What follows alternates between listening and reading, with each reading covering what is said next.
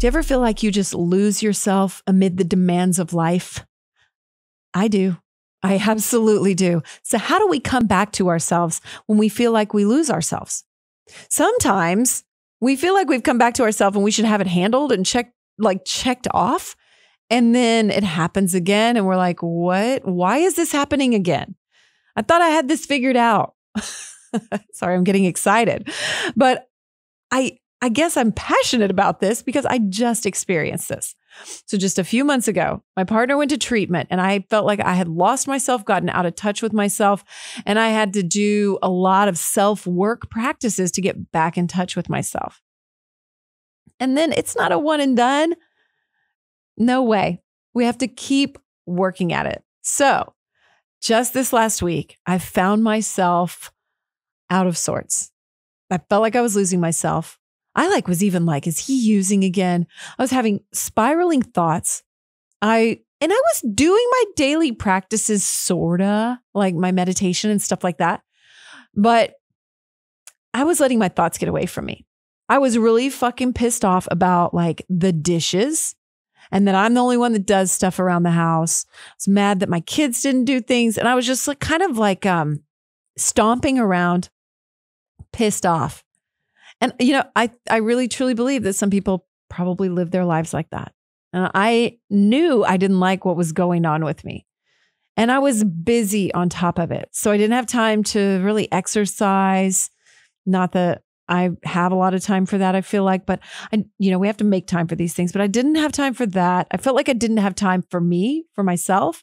It was just everybody else's demands and everybody else's bullshit. And on top of that, you've left dishes laying around for me to handle. Like no one does my dishes, but somehow I do everyone's. Okay.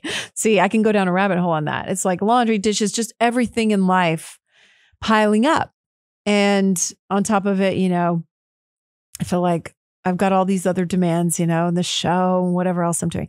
And I just felt generally overwhelmed. And then I felt like a martyr, like, look at all I do.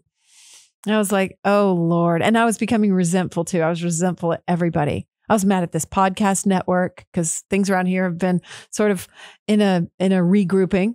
And I was just mad. I was just fucking pissed. And so I was feeling all resentful and like a martyr. And so like, why doesn't anything get done? And so I had to have a moment with myself and be like, okay, I feel like I've lost myself again. It feels familiar like it did a few months ago. Like my life's not about me. It's about all these other outside influences. And so I had to figure out how to come back to myself. So that is what I did. I came back to myself. What did that mean? It means I took some time to do some things I maybe didn't want to do particularly, or maybe got out of the habit of doing, but I did them all. And I did them for a few days, and suddenly I'm coming back to myself. It's about making that time for yourself. So for instance, today I got up an hour earlier than I usually do. Did I really want to? No. So I, for some reason, had my alarm set at 5:17. So I got up at 5:17, and it gives me a little over an hour before my kids get up, or one of my kids needs to get up. And I just actually had to restructure some things around my house too. So I had to just go, okay, I'm not going to be able to meditate at my altar now because Justin's still asleep. So how am I going to do that? Where am I going to put my hotbay? Where am I going to put my books and my journal? So I got a basket. I set it downstairs in a special spot where I can sit by the, on the sofa. I can have my tea and I can have some time to myself. I feel like a completely different person when I give myself this time. So I want to just say, you can make yourself a list. I love a list. I'm going to give you a list of little things right now that you can do and check back in with yourself and come back to yourself. Because that would be like my love language, lists. If someone gave me a list, I made you a list that you can edit, I'd be like, yes, please. Anyway, so here it is. Get up an hour earlier. I know it's a tall order. I know you probably didn't get enough sleep last night. I didn't really either. And I know how important sleep is. I'm really big on it, but I felt really good doing this. So just hear me out.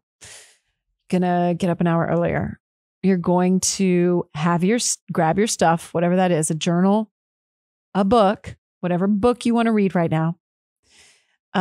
Let's see. You grab maybe like a journal prompt journal. So I'd say a blank one and one maybe with a prompt, like a question, and a gratitude journal. Do you have a gratitude journal? That can be on your phone. It can be on your notes app. So grab those things. Maybe you have hape. Maybe you have a hape practice too. That's a ground up tobacco that, like a snuff that you blow into your nose, and it facilitates a deeper meditation practice. So I do that kind of every day.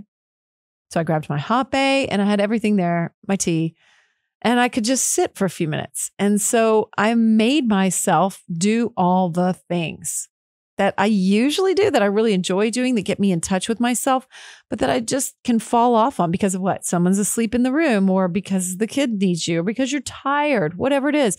There's a lot of fucking excuses out there. So let them go and just do the work, and you'll come back to yourself.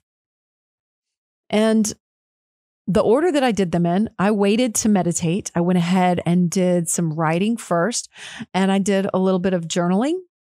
I did a little Reiki on myself first. I lit a little Palo Santo.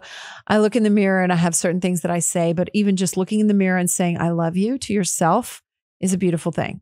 And you're going to look like crap because you just woke up. So your hair is going to be everywhere or whatever. That's okay. That's even better, actually. So look in the mirror and say, I love you, and mean it. Look in your eyes. Feel it. I know sometimes you don't mean it, but you say it anyway, and that's okay. Then sit down. Do a little writing. First, I did some journal journals. I actually have Amanda Nelson's 60 Days Away journal. So I started using that. And so I filled that out. It got me thinking about what has happened to me. One of her prompts is, what 3 badass things happened to you in the last 24 hours? Now, the first time I did this, I couldn't think of one. I had to sit and think a while. And they were pretty lame. Like, I cooked a good dinner, and so anyway, sometimes you're going to have to reach for those, and that's all right.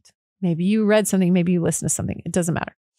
But maybe that's a good practice just to put on your list. Write down 3. There's a journal prompt for you. Write down 3 badass things that happened in the last 24 hours. And then also write what you're going to do, a goal. Then I wrote in my journal. I journaled for a little while. I journaled about this martyrdom thing that I was feeling, about my control issues, about wanting everyone to do things a certain way. And why? Because then if they do it a certain way, then I feel validated. That's really what I got down to. And then I was like, oh, that isn't pretty, but I'm glad I got it out. Did a little self-examination. Then I did a gratitude journal. So write in your gratitude journal 5 things, or write down in your phone 5 things that you're grateful for. Today, I focused on my body. I was glad that I'm not in pain. I was glad that I had my breath, grateful for my breath. I was grateful for my spirit. I was grateful for my mind. I had one more. I can't remember. But it was all like me related, which a lot of times it's outside myself. But it was kind of fun to just force myself to think about things I was grateful for right here. So write down what you're grateful for. And then I waited to read today. Did I? Oh, I have a daily devotional from Al-Anon. So I read a daily devotional. You don't have to do that, but it's kind of fun. A little short daily devotion. And then I meditated. I looked up a 10-minute morning energy meditation on Spotify. Boom. Did that. Did my hape. Did that. And then I felt good. And then I read for a little while. Read a book. That's right. Read pages of an actual book. And that's it. That's it. And then your hour's gone and you feel surprisingly good. I woke everyone in my house up then.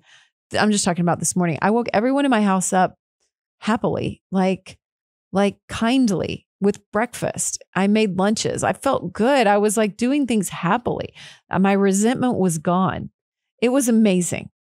So giving yourself some space to come back to you every day, building that into your life, is a little challenging. Some people think I'm totally kooky for getting up so early, but It works for me. So maybe you have a different time span during the day when you can set aside for yourself, but I am recommending that to you to come back to yourself. So if you have other practices, I would love to know them. Let me know in the comment, email me, whatever you need to do. I'm amy@amyedwards.com, so you can reach out. And I would love to know, what are your practices and how do you see this? And does it affect you coming back to yourself? Comment and let me know what you think. And don't forget to subscribe to the channel. If you want to hear the full episode, it's available wherever you get your podcasts.